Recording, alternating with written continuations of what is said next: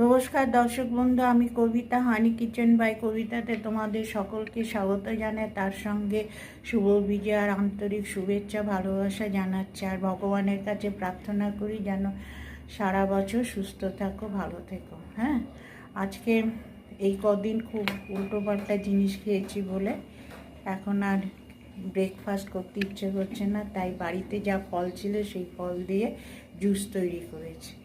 এটার মধ্যে দিয়েছে আপেল, আনারস, তারপরে কলা, আম, আরও দিয়ে পেয়ারা টিয়ারা দিয়ে একটা জুস তৈরি করেছি। কিন্তু খেতে খুব ভালো হয়েছে। নিজের প্রশংসা নিজেই করছি, কিন্তু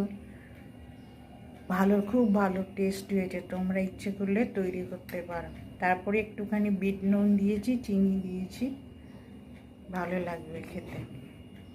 তোমরা তৈরি করে খেতে পারো। আজকে চলি, নমস্কার, তোমরা ভালো থেকো।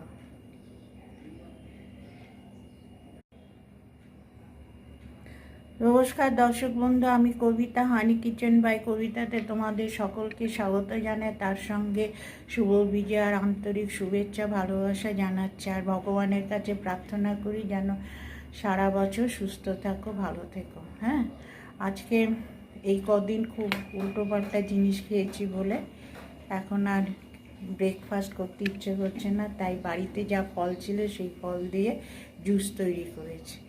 এটার মধ্যে দিয়েছে আপেল, আনারস, তারপরে কলা, আম, আরও দিয়ে পেয়ারা টিয়ারা দিয়ে একটা জুস তৈরি করেছি। কিন্তু খেতে খুব ভালো হয়েছে।